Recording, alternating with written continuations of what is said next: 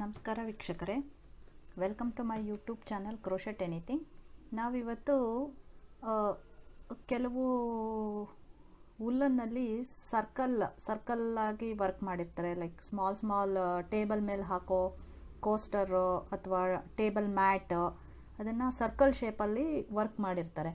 So ಅದಕ್ಕೆ ಬೇಕಾಗಿರೋ ಅಂಥ ಬೇಸಿಕ್ ಸರ್ಕಲ್ ಹೇಗೆ ಮಾಡೋದು, ಅದ್ರ ಮೇಲೆ ನಾವು ಬೇರೆ ರೀತಿ ಸ್ಟಿಚಸ್ ಹಾಕ್ಕೊಂಡು ಹೋದರೆ ಸರ್ಕಲ್ ಶೇಪು ದೊಡ್ಡದಾಗ್ತಾ ಹೋಗುತ್ತೆ. ಸೊ ಅದಕ್ಕೆ ಬೇಕಾಗಿರೋ ಬೇಸಿಕ್ ಹೇಗೆ ಮಾಡೋದು ಅಂತ ತಿಳ್ಕೊಳ್ಳೋಣ ಫಸ್ಟು. ಸೊ ಇದೂ ಅದೇ ರೀತಿ. ಫಸ್ಟ್ ಇದರಲ್ಲಿ ಎರಡು ರೀತಿ ಇರುತ್ತೆ. ಒಂದು ಮ್ಯಾಜಿಕ್ ಸರ್ಕಲ್ಲು, ಇನ್ನೊಂದು ಮಾಮೂಲಿ ಚೈನ್ ಹೇಗೆ ಹಾಕೋತೀವೋ ಅದೇ ರೀತಿ ಹಾಕ್ಕೊಂಡು ಆ ಚೈನನ್ನು ಸ್ಲಿಪ್ ಸ್ಟಿಚ್ ಯೂಸ್ ಮಾಡಿಕೊಂಡು ಜಾಯಿನ್ ಮಾಡಿಕೊಂಡು ನಂತರ ಅದ್ರ ಮೇಲೆ ಬೇರೆ ಸ್ಟಿಚಸ್ನ ಹಾಕ್ಕೊಂಡು ಸರ್ಕಲ್ನ ಈ ರೀತಿ ದೊಡ್ಡದಾಗಿ ಮಾಡ್ಕೊಂಡು ಹೋಗ್ತೀವಿ. ಸೊ ನಾವಿವಾಗ ಫಸ್ಟು ಅದರದ್ದು ಬೇಸಿಕ್ ಸರ್ಕಲ್ ಹೇಗೆ ಮಾಡೋದು ಅಂತ ತಿಳ್ಕೊಳ್ಳೋಣ ಈ ವಿಡಿಯೋನಲ್ಲಿ. ಇದಕ್ಕೆ ಫಸ್ಟ್ ಇಲ್ಲಿ ಹೇಳ್ಕೊಡ್ತಾ ಇರೋದು ಸ್ಲಿಪ್ ನಾಟ್ ಹಾಕ್ಕೊಂಡು ಚೈನ್ ಹಾಕ್ಕೊಂಡು ಅದನ್ನು ಮತ್ತೆ ಸ್ಲಿಪ್ ಸ್ಟಿಚ್ ಯೂಸ್ ಮಾಡಿಕೊಂಡು ಸರ್ಕಲ್ನ ಜಾಯಿನ್ ಮಾಡಿ ಅದ್ರ ಮೇಲೆ ವರ್ಕ್ ಮಾಡೋದು ಹೇಗೆ ಅಂತ ತೋರಿಸ್ತೀನಿ. ಫಸ್ಟು ಸ್ಲಿಪ್ ನಾಟ್ ಹಾಕ್ಕೊಳ್ಳಿ. ಇದಕ್ಕೂ ಕೂಡ ಬೇಸಿಕ್ಕಾಗಿ ಫಸ್ಟ್ ಸ್ಟಿಚ್ಚು ಸ್ಲಿಪ್ ನಾಟ್ ಹಾಕ್ಕೊಂಡು ಅದ್ರ ಮೇಲೆ 10 ಚೈನ್ ಹಾಕೋತಾ ಇದ್ದೀನಿ. ನಾನು 10 ಚೈನ್ ಹಾಕೋತಾ ಇದ್ದೀನಿ. 1 2 3 4 5 6 7 8 9 10 ನೋಡಿ, 10 ಚೈನ್ ಹಾಕಿದ್ದೀನಿ. ನಂತರ ನಾವು ಇದನ್ನು ಸರ್ಕಲ್ ಮಾಡಲಿಕ್ಕೆ ಏನು ಮಾಡಬೇಕು, ಈ 10th ಚೈನ್ ಏನು ಹಾಕಿರ್ತೀರೋ ಈ ಹುಕ್ ಮೇಲೆ ಏನು ರಿಂಗ್ ಇರುತ್ತೋ ಈ ರಿಂಗನ್ನು ಈ ಫಸ್ಟ್ ಚೈನಿಗೆ ಜಾಯಿನ್ ಮಾಡಬೇಕು. ಅದು ಹೇಗೆ ಜಾಯಿನ್ ಮಾಡ್ತೀರಾ, ಸ್ಲಿಪ್ ಸ್ಟಿಚ್ ಜಾಯಿನ್ ಮಾಡಬೇಕು. ಸ್ಲಿಪ್ ಸ್ಟಿಚ್ ಹೇಗೆ ಮಾಡೋದು, ಜಸ್ಟ್ ಸ್ಲಿಪ್ ಸ್ಟಿಚ್ ಮಾಡುವಾಗ ಯಾವುದು ಇವಾಗ ಫಸ್ಟ್ ಚೈನಿಗೆ ಈ ಹುಕ್ಕನ್ನು ಇನ್ಸರ್ಟ್ ಮಾಡಿ, ಹುಕ್ ಮೇಲೆ 2 ಲೂಪ್ ಬಂತು. ಈ ವರ್ಕಿಂಗ್ ಯಾನ್ ಏನಿರುತ್ತೋ ಆ ವರ್ಕಿಂಗ್ ಯಾನ್ನ ಆ 2 ಲೂಪಿಂದ ತಗೊಂಡು ಬಂದರೆ ಸ್ಲಿಪ್ ಸ್ಟಿಚ್ ಆಯ್ತದು. ಸೊ ಲಾಸ್ಟ್ ಮತ್ತು ಫಸ್ಟ್ ಸರ್ಕಲ್ ಫಾರ್ಮ್ ಆಗೋಕ್ಕೆ 10th ಚೈನ್ ಏನಿತ್ತೋ ಅದು ಮತ್ತು ಫಸ್ಟ್ ಚೈನ್ನ ಸ್ಲಿಪ್ ಸ್ಟಿಚ್ ಯೂಸ್ ಮಾಡಿಕೊಂಡು ಜಾಯಿನ್ ಮಾಡಿದೆ. ನಾನು ಇನ್ನೊಂದು ಸತಿ ತೋರಿಸ್ತೀನಿ ಹೇಗೆ ಮಾಡೋದು ಅಂತ. ತುಂಬ simple. Slip stitch, slip knot, chain stitch ಎಲ್ಲ ನಂದು ಯೂಟ್ಯೂಬ್ ಚಾನಲಲ್ಲಿ ಹೋಗಿದ್ರೆ ಅದೆಲ್ಲ ಹೇಗೆ ಮಾಡೋದು ಅಂತ ಅದ್ರ ಬೇಸಿಕ್ಸ್ ಕೂಡ ನಾನು ಸಂಪೂರ್ಣ ವಿವರವಾಗಿ ಹೇಳ್ಕೊಟ್ಟಿದ್ದೀನಿ, ನೋಡಿ. ಫಸ್ಟ್ ಅದೆಲ್ಲ ಕಲಿತ್ರೆ ಇದೆಲ್ಲನೂ ತುಂಬ ಈಸಿ ಆಗ್ತಾ ಹೋಗುತ್ತೆ. ನೋಡಿ, ಸ್ಲಿಪ್ ನಾಟ್ ಮಾಡಿದೆ ಫಸ್ಟು, ನಂತರ 10 ಚೈನ್ ಮಾಡ್ತೀನಿ. 1 2 3 4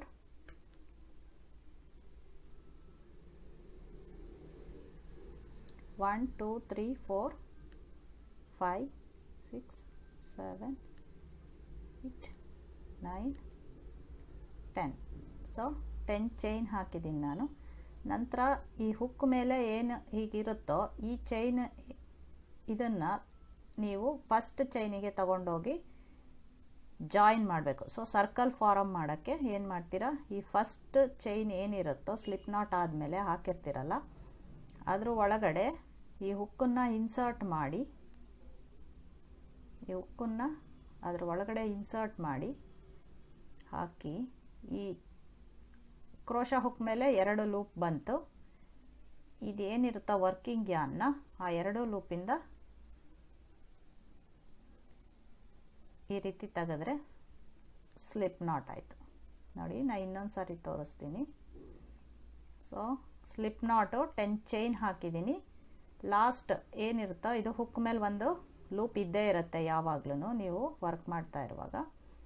ನೀವು ಈ ರೀತಿ ಸರ್ಕಲ್ ಜಾಯಿನ್ ಮಾಡಬೇಕು ಅಂದರೆ ಇದರದ್ದು ಫಸ್ಟ್ ಚೈನ್ ಒಳಗಡೆ ಕ್ರೋಶಾ ಹುಕ್ಕನ್ನು ಇನ್ಸರ್ಟ್ ಮಾಡಬೇಕು. ಇನ್ಸರ್ಟ್ ಮಾಡಿದಾಗ ಕ್ರೋಶಾ ಹುಕ್ ಮೇಲೆ 2 ಲೂಪ್ ಬಂದಿದೆ. ನಂತರ ಈ ವರ್ಕಿಂಗ್ ಯಾನನ್ನು ಕ್ರೋಶಾ ಹುಕ್ ಜೊತೆ ಸಹಾಯದಿಂದ ಈ 2 ಲೂಪ್ ಒಳಗಡೆಯಿಂದ ತೆಗೆದ್ರೆ ಸ್ಲಿಪ್ ನಾಟ್ ಸ್ಟಿಚ್ ಆಯಿತು. ಇವಾಗ ಏನು ಮಾಡೋಣ, ಇದ್ರ ಸುತ್ತ ನಾವು ವರ್ಕ್ ಮಾಡ್ತಾ ಹೋಗಬೇಕು. ಇವಾಗ ನಿಮಗೆ ಸಿಂಗಲ್ ಕ್ರೋಶೆಟ್ ಹೇಗೆ ಮಾಡೋದು ಅಂತ ಗೊತ್ತಿದೆ. ಸಿಂಗಲ್ ಕ್ರೋಶೆಟ್ ಮಾಡೋಕ್ಕೆ ಮುಂಚೆ ಏನು ಮಾಡಬೇಕು, ನಾವು ಒಂದು ಚೈನ್ ಹಾಕ್ಕೊಂಡು ನಂತರ ಈ ಹುಕ್ಕನ್ನು ಇದ್ರ ಒಳಗಡೆ ಇನ್ಸರ್ಟ್ ಮಾಡಿ ಈ ರೀತಿ ಸಿಂಗಲ್ ಕ್ರೋಶೆಟ್. ಓಕೆ, ಪೂರ ಚೈನ್ ಪೂರ ಈ ರಿಂಗು ಏನು ಇರುತ್ತೋ ಇದ್ರ ಒಳಗಡೆ ಇನ್ಸರ್ಟ್ ಮಾಡಿ ಸಿಂಗಲ್ ಕ್ರೋಶೆಟ್ 2 3 4 5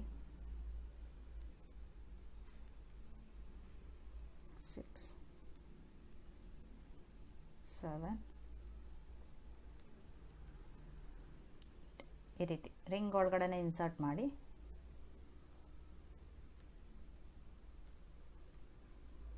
ಈ ರೀತಿ ವರ್ಕ್ ಮಾಡ್ತಾರೆ.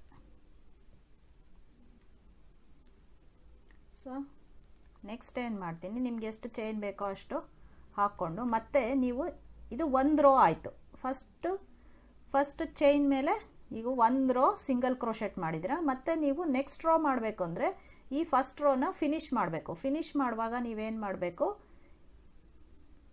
ಸ್ಲಿಪ್ ಸ್ಟಿಚ್ ಹಾಕ್ಕೊಂಡು ಈ ಫಸ್ಟ್ ಸ್ಟಾರ್ಟ್ ಮಾಡಿರ್ತೀರಲ್ಲ ಒಂದು ಚೈನ್ ಹಾಕ್ಕೊಂಡು ಸ್ಟಿಚ್ ಸ್ಟಾರ್ಟ್ ಮಾಡಿರ್ತೀರಲ್ವ ಸಿಂಗಲ್ ಕ್ರೋಶೆಟ್ಟು, ಅಲ್ಲಿಗೆ ಕ್ರೋಶ ಹುಕ್ ಹಾಕಿ ಸ್ಲಿಪ್ ಸ್ಟಿಚ್ ಯೂಸ್ ಮಾಡಿಕೊಂಡು ಫಸ್ಟ್ ರೋನ ಜಾಯಿನ್ ಮಾಡಬೇಕು. ಸೊ ನೋಡಿ ಇವಾಗ ಇದೊಂದು ರಿಂಗ್ ಕಂಪ್ಲೀಟ್ ಆಯಿತು, ಒಂದು ರೋ ರಿಂಗ್ದು ಒಂದು ರೋ ಕಂಪ್ಲೀಟ್ ಆಯಿತು.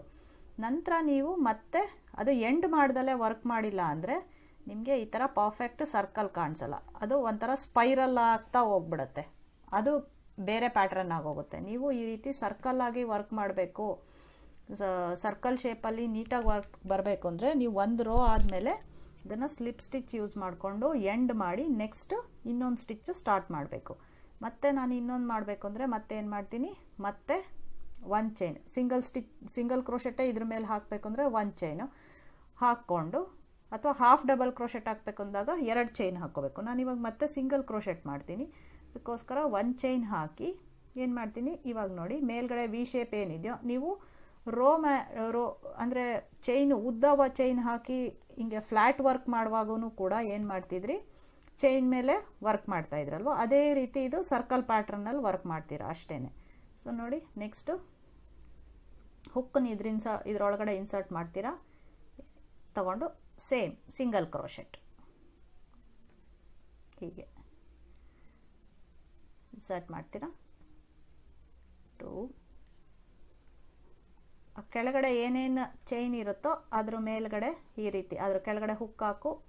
ಸೇಮ್ ಆ್ಯಸ್ ಅ ಬೇಸಿಕ್ಸಲ್ಲಿ ನೀವು ಏನು ಕಲ್ತಿರೋ ಈ ರೀತಿ ವರ್ಟಿಕಲ್ಲಾಗಿ ವರ್ಕ್ ಮಾಡ್ತಾಯಿದ್ರಲ್ಲ, ಹಾರಿಜಾಂಟಲಾಗಿ ವರ್ಕ್ ಮಾಡ್ತಾಯಿದ್ರಿ ಅಲ್ವಾ, ಸಾರಿ ಈ ರೀತಿ ಈ ಕಡೆ ಲೆಫ್ಟ್ ಟು ಲೆಫ್ಟು ವರ್ಕ್ ಮಾಡುವಾಗ ಹೇಗೆ ಮಾಡ್ತಿದ್ರೋ ಅದೇ ಮೆಥಡು ಫಾಲೋ ಮಾಡಬೇಕು. ಬಟ್ ಇದು ಸರ್ಕ್ಯುಲರ್ ಮೆಥಡ್ ಫಾಲೋ ಮಾಡಬೇಕು, ಸರ್ಕ್ಯುಲರಾಗಿ ವರ್ಕು ಮಾಡ್ತಾ ಹೋಗ್ತೀರಾ ಅಷ್ಟೇ.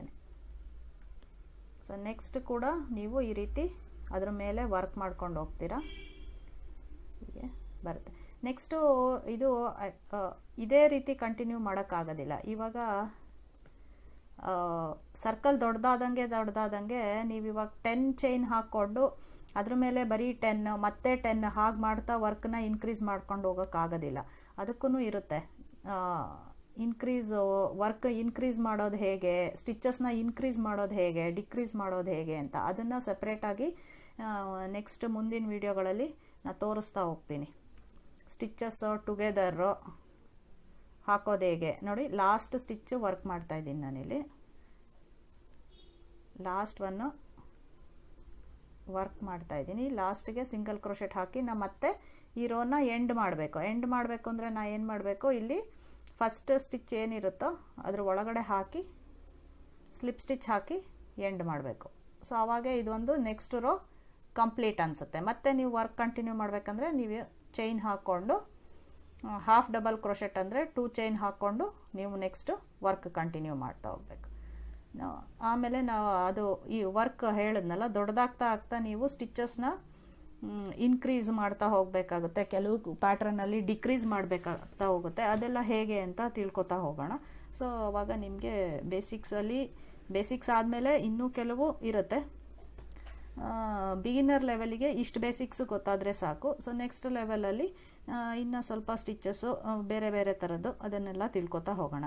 ಸೊ ನಾನು ಮಾಡಿದ ಕಂಟೆಂಟು ನಿಮ್ಗೆ ಇಷ್ಟ ಆದಲ್ಲಿ ಲೈಕ್ ಮಾಡಿ, ಶೇರ್ ಮಾಡಿ, ಸಬ್ಸ್ಕ್ರೈಬ್ ಆಗಿ. Thank you.